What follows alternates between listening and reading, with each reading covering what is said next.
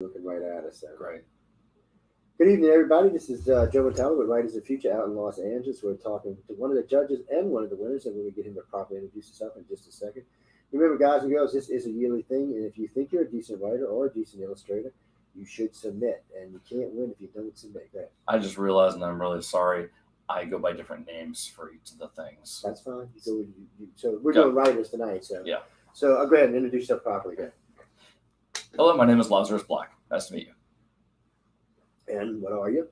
I'm a winner. I'm a first place winner of Writers of the Future from the third quarter of volume 38. And name of the title of the story? My winning story is called Psychic Poker. I love this. That's just a great. I'm sorry, this is a good name. I like that all the way again. Give him a little teaser of not too much, but give him a little teaser because I want him to go out and buy 38. So. Oh wow. My brain just went completely. I know it's a tough. Well, we'll come back. We'll come back. No, I've got it. Okay. Psychic Hermit is forced out of his shell to go compete against 5 others in a poker tournament that will decide the fate of reality.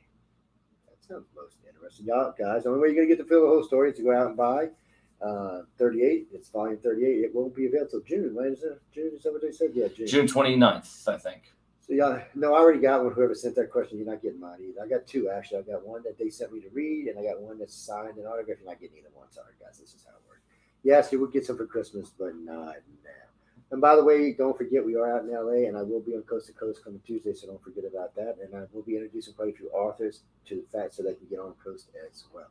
So now it's a little different for you. I know you know a lot of these people already, but what do you think about the staff, Author Services, and Galaxy Press? They work so hard. They really do. This is their baby. They're passionate about it. It's all for me. You grab that mic for me. I just want to make sure you're a little bit louder. That's all. Is it? Oh, this okay? They work so hard. It is no small undertaking to put together this entire thing. I mean, you have to. It's an anthology, first of all. So there's publishing involved. There's editors. There's editing. Herding cats of different stories, all from authors that this is pretty new to. So, requesting edits from people who are not used to fulfilling edits, that's a big deal. And you have all the components of the publishing end of it. And then you have the award ceremony on top of it, which is its own animal entirely. And then you have the workshops, which is essentially a writing conference. I mean, these are 3 separate events being put together, and it's all done by one staff. There are different heads and different components, but John and Emily John is the president of Galaxy Press, but he still oversees everything. Joni is the lead for the event and the workshops, but even then, there's the crossover and Bleed is incredible. They work so hard. I'm so impressed with them. They're so kind and completely 100% dedicated to the success of the authors. The endowment that happens to support all the writers and the illustrators is entirely based off of it's a legacy. L. Ron Hubbard was an incredible writer and realized that he wasn't going to be around forever, but fiction was. So he used his influence and his estate to provide for the future. Not just letting people flounder about how to figure out how to publish their stories, but teach them how to write good stories, teach them what it takes to make a career out of it, and launch it. And it's launched some really powerful, successful careers, and I hope to be the next one. First time winner? I mean, first out of the box one is what I should say. I had 5 to 6 honorable mentions. I say 5 to 6 because one of them was this exact same story got honorable mention twice. And this is my first. I never got a finalist, settle a finalist, or silver. I just jumped immediately up to first place winner. That's just excellent, guys. The reason I bring that question up is because I don't want y'all, if you don't win the first time, or the second time, or the third time, not to keep submitting. I've interviewed people here that have won 38 times before they won. Actually, the guy who did that is a friend of mine, and I've known people 34. Luke Wildman was 18 last year, so. Don't give up. And when we say this, we're not talking 18 years or 38 years. It's 4 submissions a year. So you can submit up to 4 times a year. And if you happen to miss one, just submit the next one. And a lot of the times that the reason why someone will get an HM is because, and David Farland said this frequently, the rules state that once a story reaches a silver honorable mention or higher, semifinalist, finalist, whatever, then that gets put to bed. He specifically said that part of the contest, if a story was really, really good, but he thinks it could be improved, he would actually just drop it down to an honorable mention, hoping that they would address it, fix it, and resubmit it. And that has effectively won. Yes, and you're not the only person I've heard say that too. It just seems to be the way to go. I gotta say though, them people at the service so nice, they scare me. They're so nice over there. First time I met them, dude, I was like, oh man, I'm like, I'm looking for the guy to, the clown that jumped out the closet with a knife or something. They're just such a bunch of sweethearts. And the only way you're gonna find out people is you submit and win. Somebody asked me this question last night during an interview. The gala is invite only. The hotel is invite only. Sorry. That was weird. And, anyway, guys, you can't get here unless you're invited. So you got to win. You get invited. And so what do you pay for nothing, right? Except for your talks, right? Pretty much. Yeah. All getting here, in the hotels, that's all author services. That's all part of the package. The accessories, the food and the talks. That's different. It's nominal. I mean, it's Hollywood, so it's like, it's like a tourist destination. Yeah. It's nothing, but at the same time, considering how much you get, like attracts like, the judges here are just as absolutely sweet and dedicated to the success of the authors, the writers, and the illustrators. That's what they're here for. All the judges are screened to make sure that they're educators as well, because there are a lot of people who know what to do, but they're not willing or able to communicate and share their knowledge and their information. Everyone here is really, really, really dedicated to, passing it on. That they've had their great careers. They are extremely successful. Now it's, what do? They actually want to be known as the person who finds the next great author. David Farland, rest his soul, specifically said he enjoyed being a kingmaker. And really, that's what this is all about. It is. It's one of the reasons I got involved. It's I want to see next. I'm bored. Sci-fi and fantasy kind of fight right now. Just my own personal opinion for anybody. Don't hang on this gentleman. It's coming from my big mouth. I'm just ready for something new, man. I mean, I've seen some really good stories last year. I've seen some really good stories. I was actually quite taken with most of the stories I read this year. It was kind of nice. It was fresh. It was new. That's why I say, guys, go buy Writers and Illustrators at 38. You're going to love it. There's a lot of good stuff in there. There's a lot of good artwork, a lot of good stories. Just check it out. Read it. It's not even that. For a fast reader, it's probably not even that hard to read. Slow reading might take you a couple of days. But my story is the shortest one in the entire book, and it's the last one. So if they read slow when they want something nice, just flip to the very last story and read mine. Read it. Start backwards and work forward. That works good. So, typical question: what the hell made you think you could write? I've been trying to write since I was a child. I love stories. I love coming up with them. And my mother, who was a librarian, and she said, you know what, you should learn how to write, and then you can share your stories with everyone. And I said, great. So I started to, but no one would read them. But if I picked up a pencil and I started drawing pictures, no one had a chance to say no. It took a split second. So I showed them that, and they reacted. That led me to a career in art. But at the same time, I didn't just create art. I went into advertising and creating stories to communicate, to tell things. And over my life, I developed an opinion and a point of view and things I wanted to say. I always loved sci-fi, fantasy, and I loved all the messages that you can convey through it. And then about several years ago, I learned about Writers of the Future. I'm at a point in my life in which I had a little extra time, and I read the book and I went, I might be able to do this. I'm not quite there yet. What do I need? I went online. I found some online workshops. I learned how to put 2 words next to each other without them grossing anybody out, and just applied my stories and my message behind them. And after a couple years, turns out I did okay. Yeah, I know it's not the easiest thing to do. Everybody thinks they can write, and I'm always like, really? Well, let's see what you can write. It's not as easy as I think it is, people. But again, I know I say this a lot, but you have to submit. That's the only way you even know if you're any good. Submit. Now, I'm going to say this right quick before I give them back to the floor. Don't give it to your mom. Don't give it to your dad. Don't give it to your sister. Get somebody who's going to give you genuine criticism, okay? Because mom's going to, oh my God, it's the greatest thing I've ever said. Then you're going to give it to a real writer. They're going to be, who told you it was good again? No, you need to start over. Well, the exact opposite too, because you might have family that isn't into sci-fi and fantasy, and they might criticize it. Why would you write something like that? My father was that type of person. And that's the Justin K says hi. No, Hi. We're live. We're not pre-recorded. We're always live, guys. Even though when we're pre-recorded, we're still live.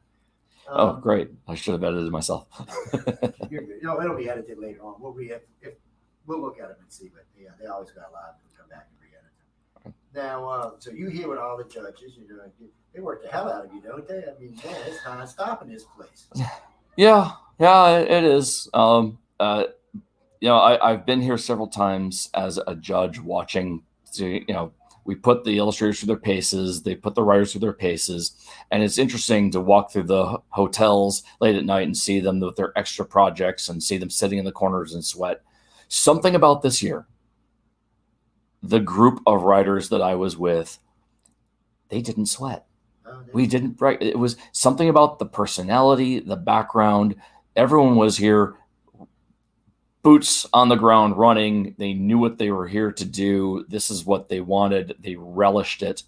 And for some reason, just the stress didn't hit. And we kind of feeded off of each other, and everything came out great. I know I talked to Ada when they were writing a 24-hour story, and they didn't seem stressed at all. Now, last year's group did seem stressed. Yeah. They a lot of them seem stressed, actually, but I guess different groups. Yeah. And of course, they shack them all up together and stress them out sometimes. But, they don't do it on purpose. Well, they kind of do it on purpose. They want you to know what it is to be under stress. They want you to know how it is. The 24-hour story, I think, is tough, but most of them pull through without to addition. I also think this year, a lot of the writers have done it enough times, submit a lot. I don't think I know a single one that they won the very first time they submitted. And part of the process of getting here is trying to figure out how to write a 24-hour story. Now it's out. People know that when you get here, you're going to write a 24-hour story. I heard from one person that they actually practiced 24-hour stories for a week before getting here. To me, that would be even more stressful. Yeah, it might be a little bit, It's probably just better to jump on and go. But what I've been surprised about in the last 3 years, there was double winners last year, single winners this year. What I was really most surprised about is the egos didn't seem to get in the way. Nobody got mad at each other. They were sharing rooms and stuff. Nobody got vicious or upset. Or, everybody seemed to want to work with each other. And did you find that too, or am I just hallucinating? No, I found that too. I mean, the vast majority of people are supportive and good, and everyone who gets here desires to, be the best they possibly can be. It's also a different environment. I mean, this is a classroom environment. Depending, amongst the writers, amongst the illustrators, we sit down, and there might be a little bit of jostling, but we're also adults, and we've passed that teenage part, with petty jealousy going back and forth. We've read each other's stories, or we try to, and we get to we want to support each other.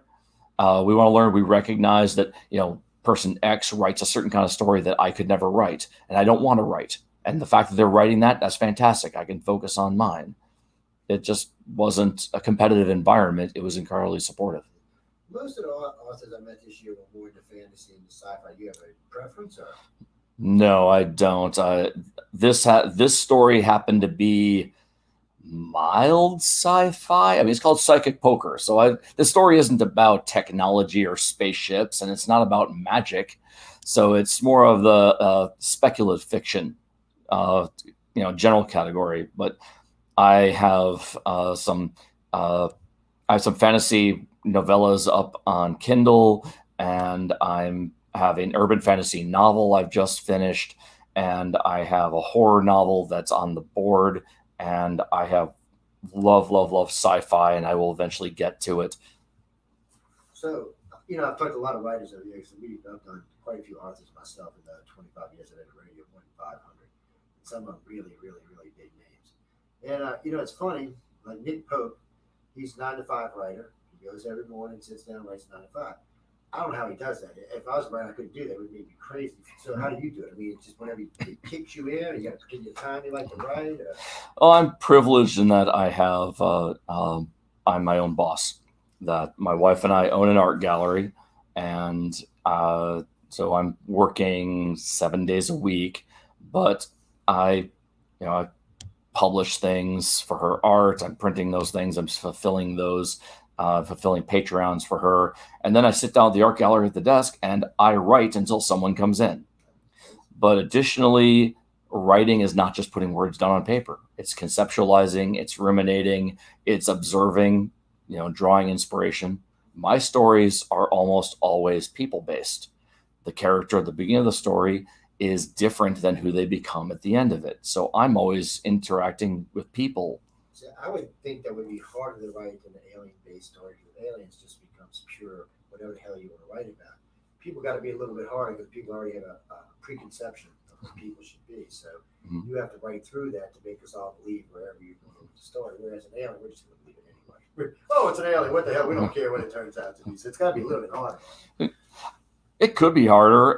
Aliens, I think, are a little more obviously going to be allegories for something. Sure. And if you have a message, you can design an alien to have it represent a kind of person. I think that is a risk.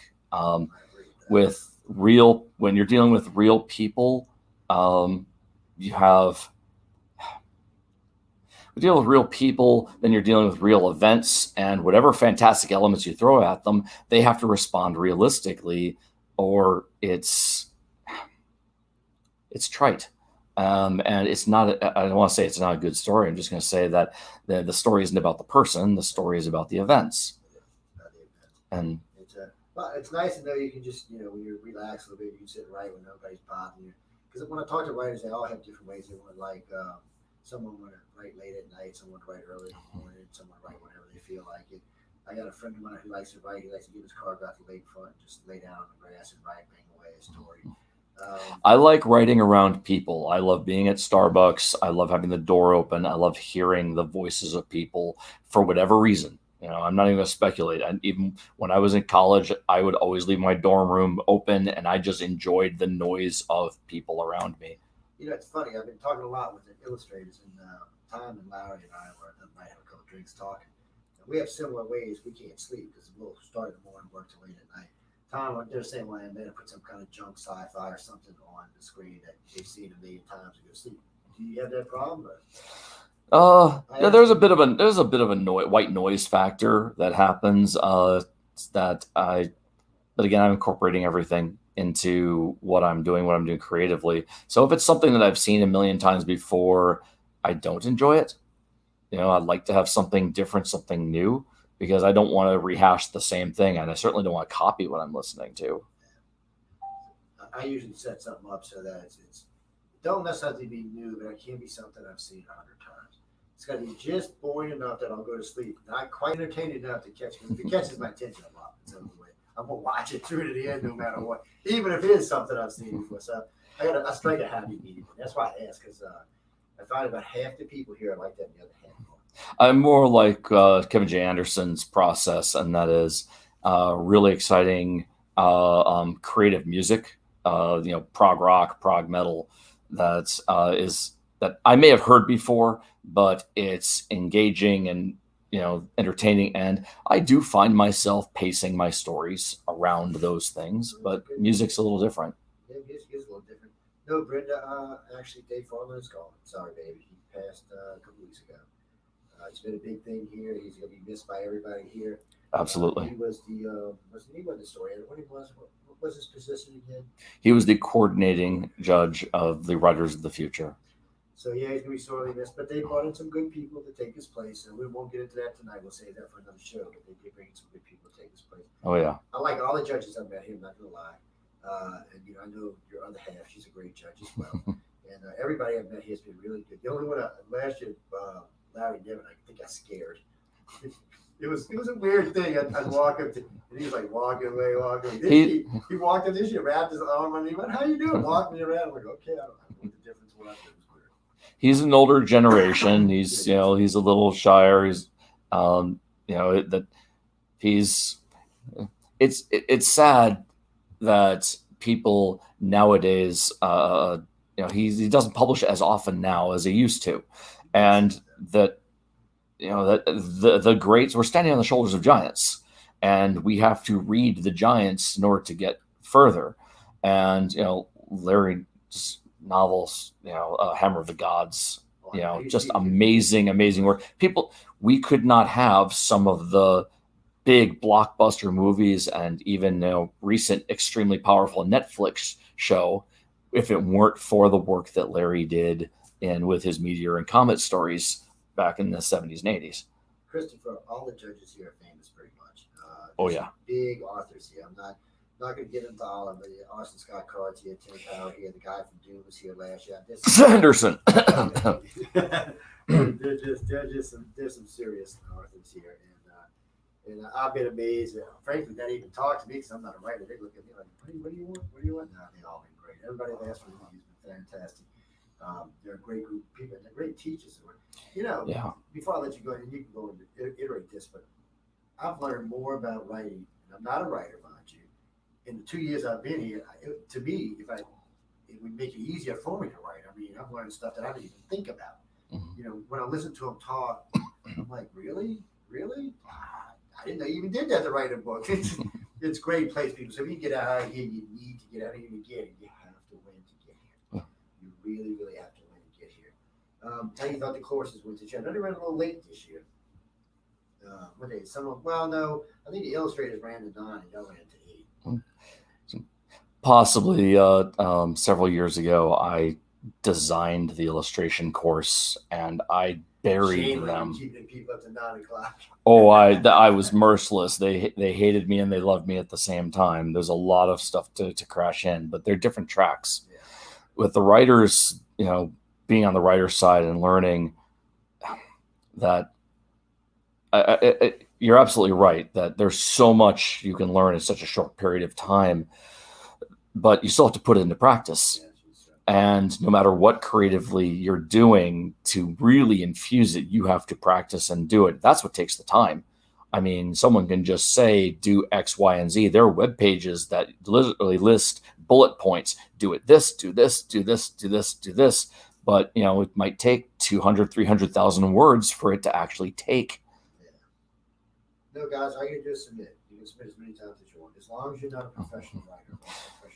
Once per quarter, and then you can do, and you can keep going over and over and over and over again. It's 17,000 words, right? Last I saw, it was 17,000 is the maximum. This is the very first time anyone's gotten close to it, though. Yeah, you don't have to write 17,000. No, that's just a max. I'm 2,400, and again, if you've been professionally published, you cannot submit. Sorry, guys.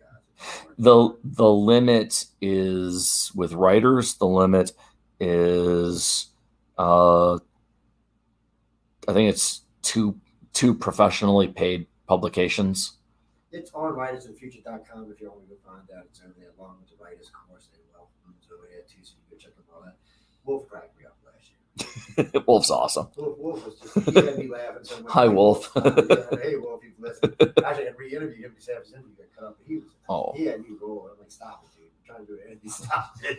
But he's great. And he hosts a blog on Writers of the Future, guys, so you got to go ahead and check him out. Now, I can't tell you he's just going to let you into the course. You're probably going to have some skills, but you can try. Well, the Writers of the Future forum is amazing. That anyone can join that, and when you join that, you learn and you can talk to people, build a community, and then there are subgroups from there. The Wolf Pack is one of them. I don't know anything other than I know that some of the winners here were specifically mentored by Wolf to do it. And I know there's videos from Austin Scott Card. I know Tim Powers. I can't remember the other, but I know there's 3 of them now. And I know they're planning on bringing on 4 more pretty soon. And David Farland, a few years ago, formed his own writing group called Apex, which is an amazing. I'm a member of that, and that's where I learned all of David Farland's courses are free through there to learn too. Guys, I mean, you can't ask for a better way to learn if you're an up and coming writer. And even if you're a writer who hasn't, you've been published but you haven't really made any money, it's a good place to go, guys. You can learn all kinds of stuff.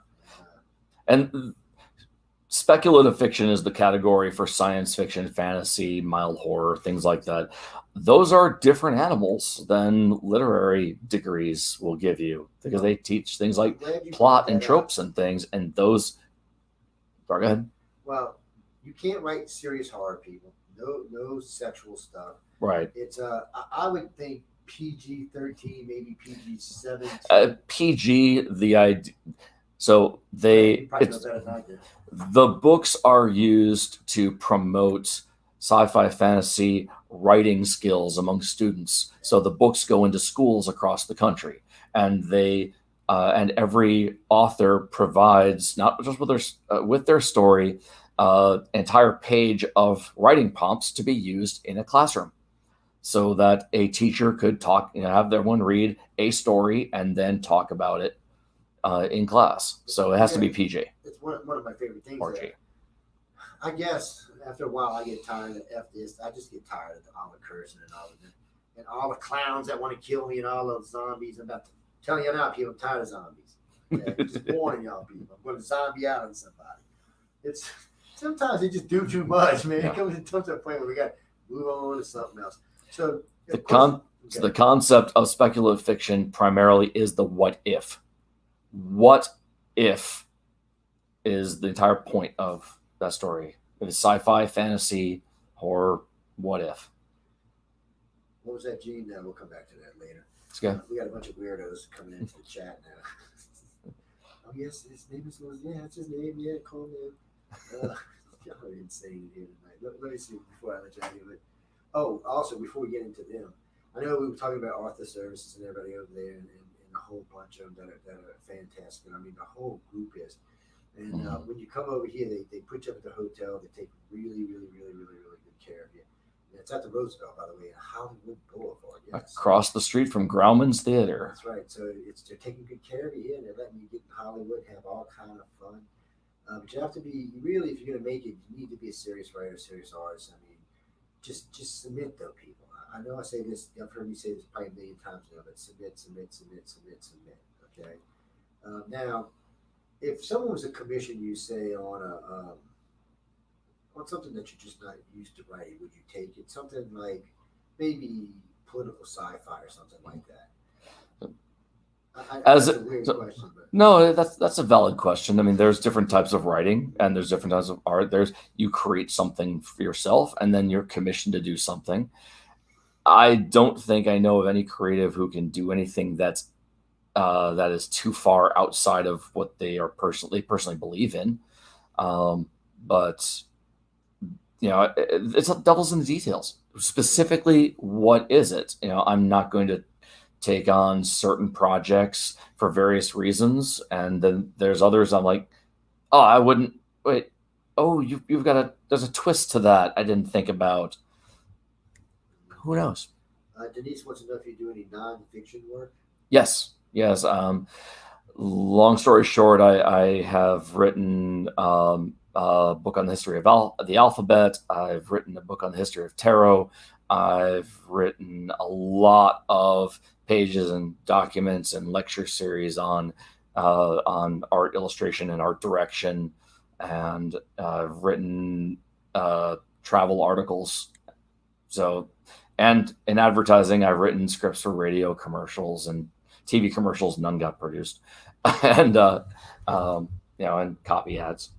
Now, we're going to talk about the gala a little bit because we're going to get out here now. They had a big gala last night. Mm-hmm. Went on for about 4 hours, I think, all together with the red carpet. Now, guys, they put you on the red carpet. It was a little hot yesterday, but they put you on the red carpet and they talk to you and do interviews with you and snap pictures. A lot of media there yesterday. So what did you think? How did you like dealing with the other media?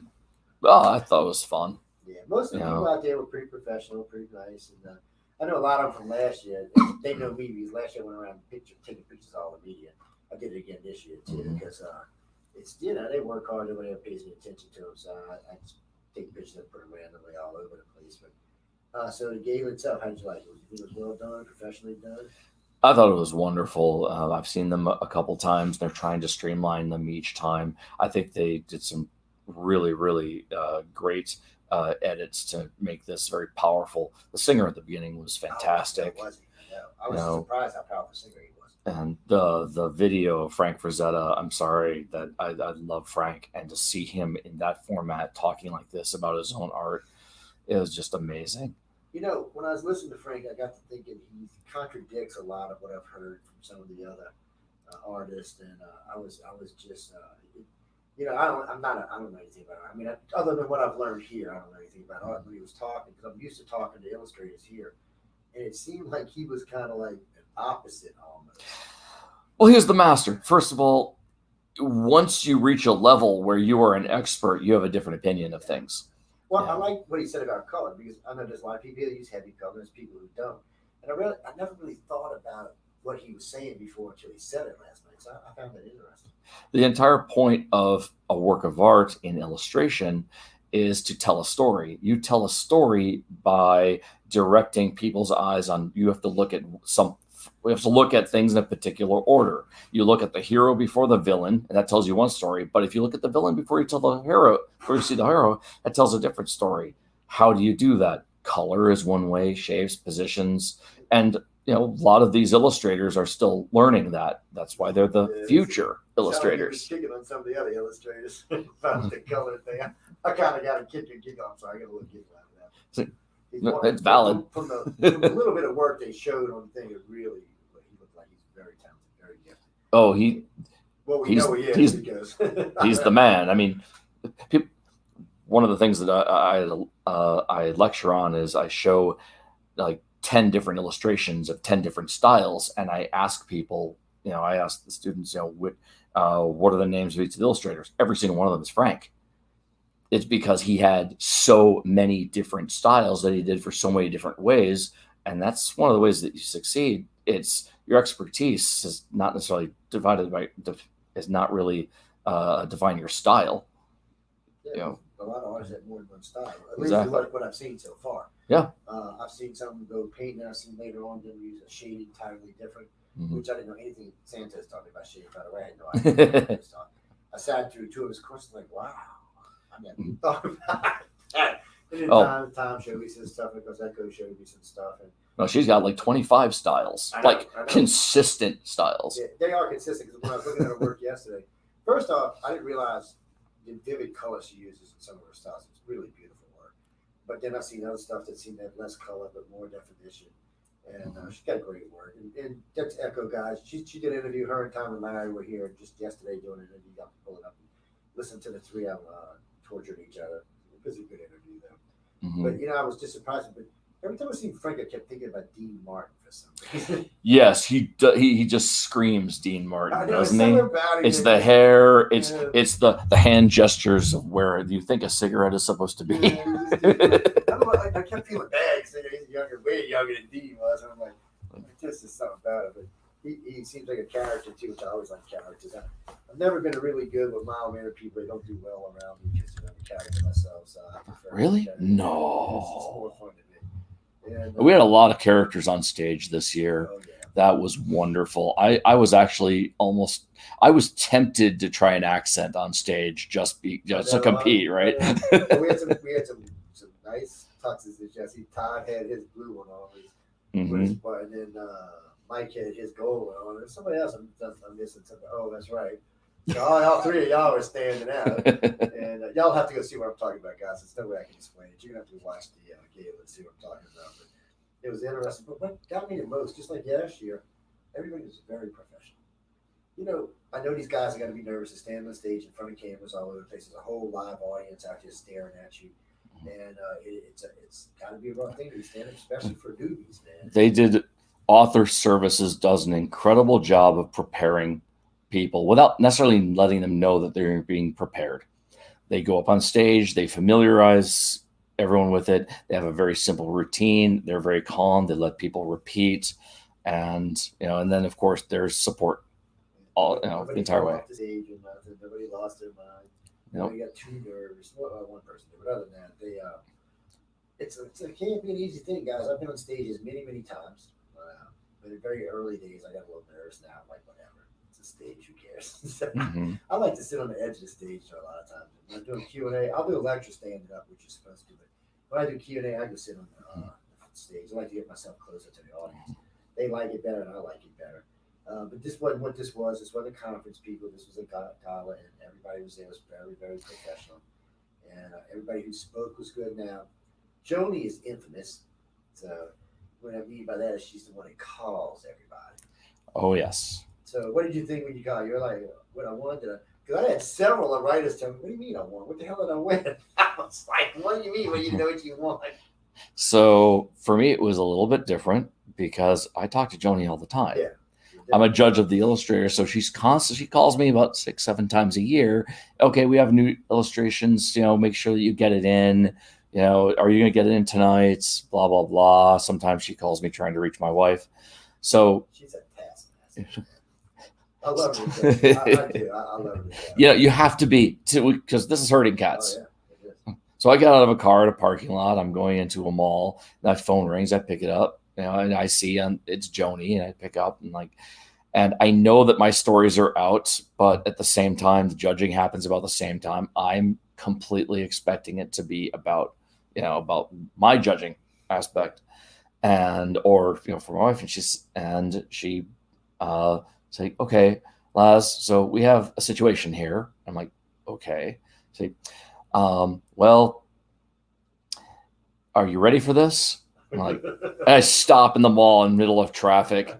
My brain ticks over. Like, she doesn't say that. That's not one of the things that she talks to me. Like, this is actually about something. She's like, you're a finalist.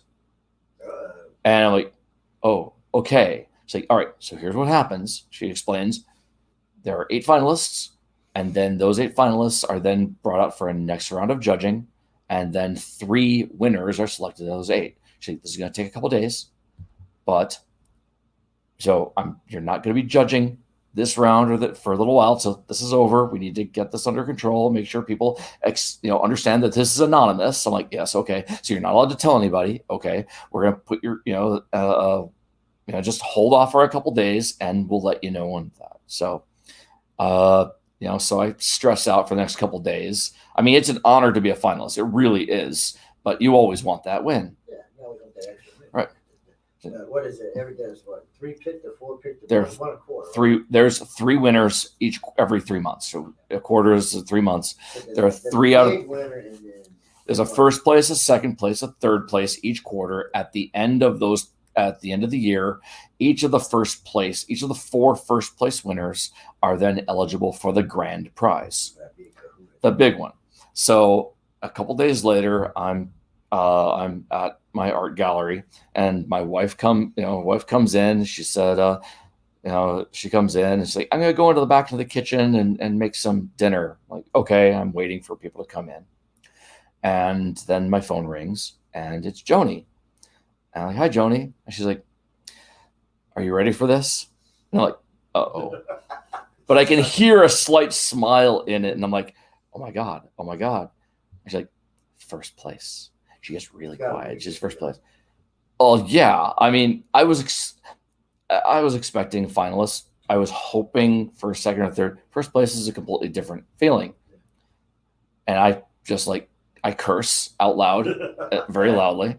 I run through the back of the gallery, get into the kitchen, and in the kitchen, I see my wife holding her cell phone at me. At the cell phone is my writing partner for Australia, smiling at me. There's a cake on the table, my 2 daughters and their best friend, and balloons. And I'm like, I've been had. Well, she knows everybody. So yeah. So by the way, when I said that, people, I'm here. It's blind judge. I should have never said it. I just said it just now. This place is completely blind judge. You don't have to believe me. I've talked to every judge and their mama around here. They had not only did they no idea, they didn't expect anything. It's like they didn't expect me to write anything. And his wife's an illustrator, not a writer anyway. No, and I'm an illustrator, not a writer. But I've talked to all of them. One of the reasons I came out here last year at the Handsome John is I wanted to know for sure what I was pushing was real. I've heard a lot of things. Oh, we blind judge. We did no. A lot of times they blind judge. Give me $500. No. You get up.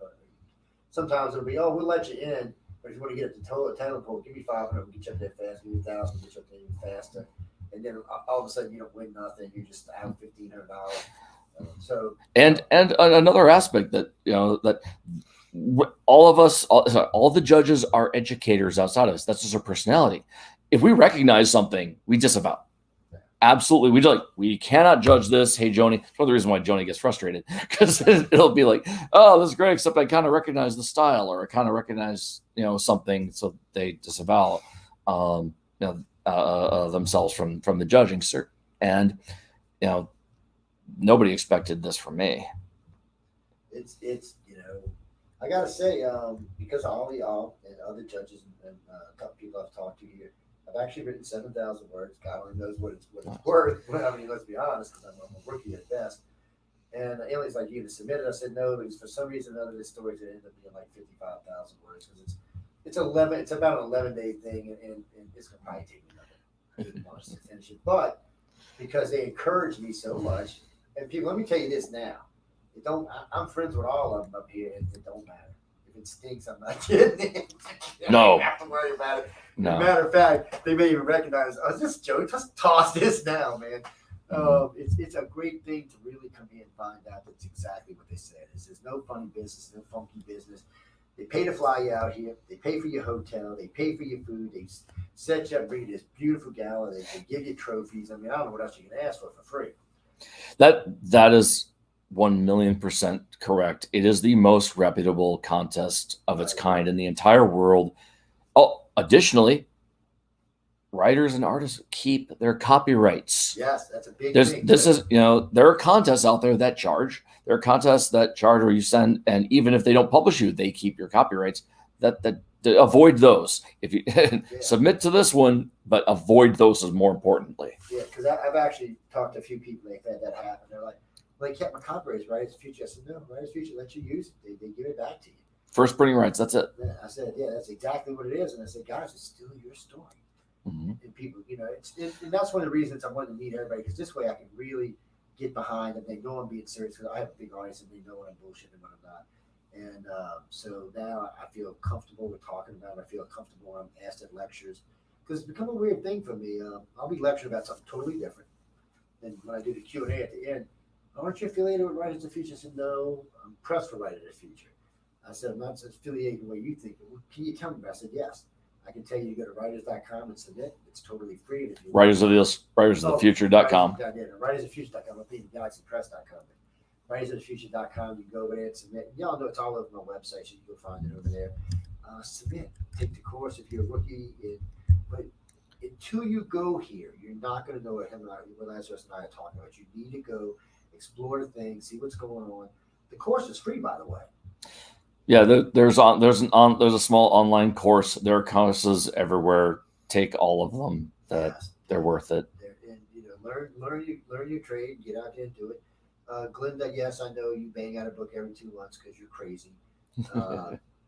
It's short stories only for a reason. There's just not a room for that. But yeah, I could see some 50,000 page novel. I mean, 50,000 word novels. I could just see a bunch of 12 of them submitted. Oh yeah, some judge somewhere you want to shoot yourselves after a while, especially if because you got to remember people read it before the judges, and I would feel sorry if anybody have to read all of that. I mean, Lord have mercy.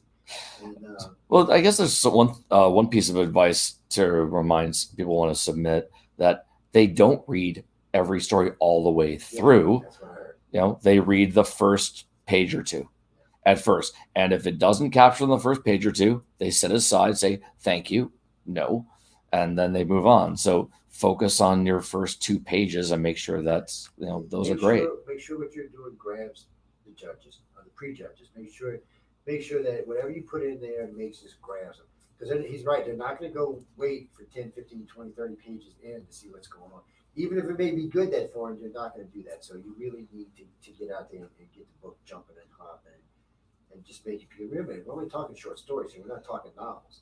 And a novel can start out slowly and pick up as it goes on. But that's not what's going on here. So, and people have made people have always questioned me about the value of a short story. Do you know how many of Stephen King's short stories have turned into movies? I know. He's not the only one. I mean, there's a lot of short stories that turn into movies. So guys, Yeah. write. I mean, all you can do is write your story or do your illustrations. Go to the page at Galaxy Press. It's not afraid it's coming. At writersofthefuture.com and boom, submit it. Submit your work. It's easy to submit. It's not hard at all. And yes, Jeffrey, it's all blind judge. So they basically get the story. I think they put a number on it or something. You're not allowed to put your name on the story when you submit it. Yeah. It's done electronically. Nobody sees the name. It's a number is put on it exactly. They don't. So in other words, they don't care what color hair color you got, what sex you are, what. They don't care anything. All they're worried about is the story. And once it's submitted, the judges are reading it and they're reading it for what content. It's really, you can't get any better than that, because when you have, and you've got some pretty famous judges here, so when they read for content and say, hey, this might be all right, you got some people. And even if you get third place, you still are here among some of the best writers in the country. For that matter, these days we seem to be bringing in a lot of international people now. So it's an international competition, and I think that's one reason they brought me on board to help them out with that. It's guys, get involved. I know some of my friends, matter of fact, one of the writers the other day is like, Joe, shut up, you're making competition for us. The more the merrier. I'm looking for some good sci-fi. What part of that y'all don't understand? I'm ready for some really good movies, some good sci-fi, some novelettes or something that really make it into something good, or some good series or something. Well, here's another thing. I think this is incredible. I call this the writer's equivalent of the Heisman Trophy. Because at the end of the year, you'll have a select group of people who are absolutely at the top of their game of the amateur world. And then one of them is selected to get an award, as the grand prize winner. But the reality is all those people are incredible and they all have incredible potential for success. Brandon Sanderson pro'd out. He never won. Pat Rothfuss won second place of his quarter, and look what he's done. Nydia Okorafor, she was just a published finalist. So she didn't actually win an official award for second or third place, and yet she then went on to pro out and have an incredible career that is she's having an incredible career, exploding, taking over the world, and she's a judge now. And guys, this is a great thing to put on your resume, a win with Writers in the Future. It's just a great thing to have on your resume. It'll help you out. It'll help you get ahead in your career. It'll make a difference. More people will pay attention to what you're talking about, because you go submit something to a company, or you're trying to go to one of the big publishing houses and you've never been heard of, and you send them a book and they're like, yeah, okay, it gets into a big stack like everybody else's does. The guy knows if it'll ever even get read. Now it's got to win a writer in the future. They're probably going to read the book ahead of time. They're going to go to it and say, hey, well, that might be a decent book, because they know they don't just take any chicken shit winners here. So it's just one of the things to do. So submit your book, submit your artwork. That's all I can tell you. And if you do win, there is a cash, several cash. So there's, I think, $1,000 for the runners-up, right? And $5 for the. No, it's $1,000 for first place. Okay. I don't know exactly if it changes each year. And it's $5,000 for the grand prize winner. Second and third is less, but that's just prize money. They also pay for the publishing rights to the story. So if someone can get a finalist, I said there are 8 finalists, and if there's room, they might decide to take one of their favorite stories of the finalists, publish that, and they'll pay for it. No prize money, but they pay for it. It's publication in the book. And, that's... Now you're a published author with Writers of the Future, people. I mean, it's just a good deal all the way around. I would tell y'all know how I am. If I thought there was a scam or I didn't think this was good for y'all, I would have already disconnected with John and been all unmarried. I've been working with him for 4 years. It took him 18 months just to convince me that it wasn't a scam. And then he still had to bring me out on top of it. But it's exactly what they say they are. There's a lot of good stuff going on. I know I get a lot of BS letters about a lot of different things. All of that's been debunked, so don't worry about it. All I can say is they're exactly what they are. Everybody here will treat you kindly. They go out of the way to make you feel like you belong here. They really make you feel special, like you are that established writer. That's like they treat it. It's funny. They treat you just like they treat the big judges. I find that very interesting. The judges treat you like peers. Yeah, they do. And the judges are very approachable. You can walk right up to them. Now, if they're busy, they'll tell you busy, come back and see me later. But for the most part, a lot of times what you'll see is one judge with like a herd of people around. It's a great thing, people. You're just not going to get this anywhere else. You're just not going to get this kind of education. In order to get an education like this, you probably have to go to college for 2 years and spend big money. And there end up going to be many of the same people. So get out there. Yeah, that's the thing. Yeah, you know what? That's what's funny because something I asked the illustrators a lot was, do you have to go to school to be a good illustrator? Now that most of them here had school, but they all said the same thing. No, you don't have to be in school. I noticed that with the writers too. I said, do you need to take like a special course and this, that? And most of them said no. It might help you in some ways, but if it's in you, it's in you. You can write it out. It's a Take different some grammar and English. I'm sorry. They're very different. I can speak from both sides that as a writer, you are creating stories. Those stories take life experience to understand, to develop. You can be young and have it, crafting the story itself is something that, crafting the words is something you can teach yourself, but developing the stories will take time. Art, that it's a lot harder to just learn from web pages and from things. You really need someone to tell you exactly what's there, unless you're privileged enough to grow up in an environment where you see that all the time. But that's, arts education is not, great most places. However, but as I said, with words, people can tell you they can tell you what to do, but you need to put in the work to internalize it. Yeah, you do. Well, practice through doing. Exactly. That's the way you do it, guys. Mm-hmm. Well, anybody can write a book and anybody can draw a cartoon. Don't mean it's any good now. Nope. But then the first book and the first cartoon may not be great, but your 1,000th or whatever is going to be much better. Actually, Renan, yes, I did write 7. No, it's nowhere near complete. And I shouldn't say this, but for me, I can cheat a little bit. Not that I'm going to submit or anything, but I can cheat. I know everybody here, so if I get in a bind, I can get somebody a call and say, hey, I'm stuck on this, I'm stuck on that. But that's only because I'm not submitting. If I was submitting, that would be different. Maybe no submit. We'll talk to you later. I'm not planning on submitting because even if I thought I could win, I'm not going to submit because I don't want to take away from legitimate writers. I can bring a novel with me or a book with me next time I come. I can have one and read it here. I send it, believe it, have it edited. But I don't want to take away from somebody who's going to really write for a living. I might bang out 1 or 2 books for my organization, but I'm not going to be a writer. It's just what it is. It's not going to happen with me. My life is too complicated and too busy. And frankly, I think I got to 8,000 words because I was here, to be honest with you. I'm not dealing with either one of my companies. I don't have to have a radio station or my construction company out my ass all day long. So, and y'all are kind of inspiring. And I think that's what's going to help all these other ones. I think y'all really are inspiring to help them out. By the way, you're never too old. Oh, no.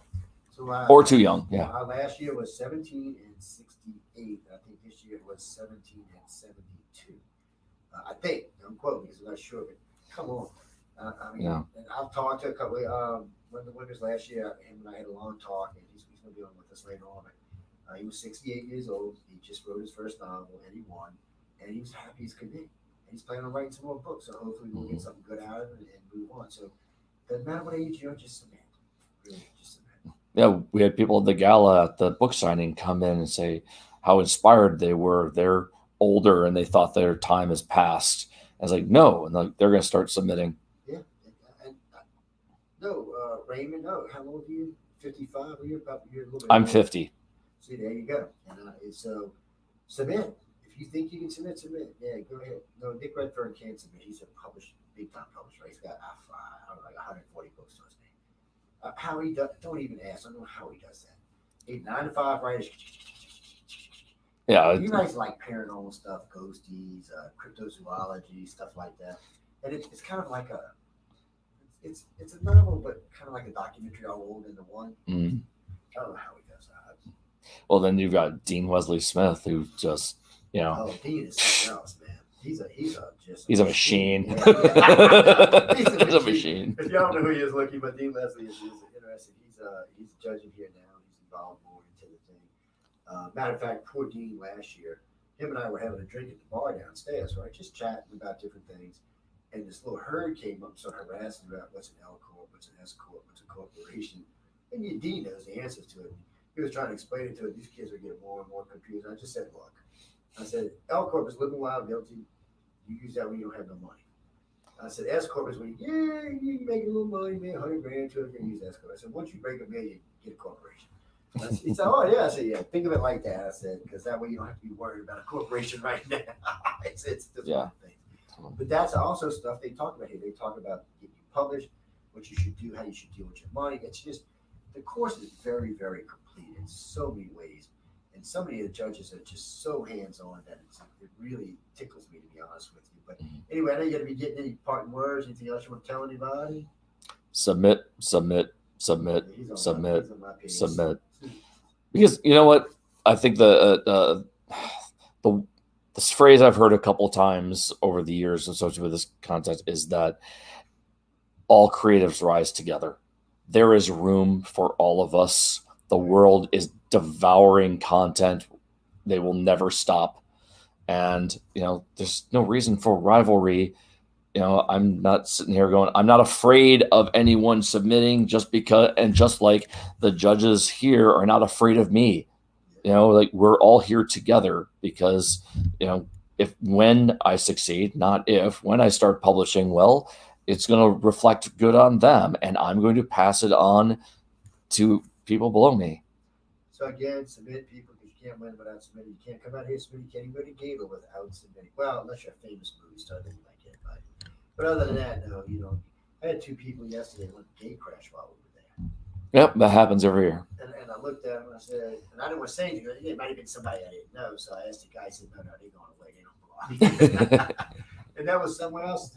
We were doing something downstairs. The little old time radio show they did. Yeah. Somebody tried to crash it too. And I said, oh, that's another thing they did with the old time radio show. I love that, by the way.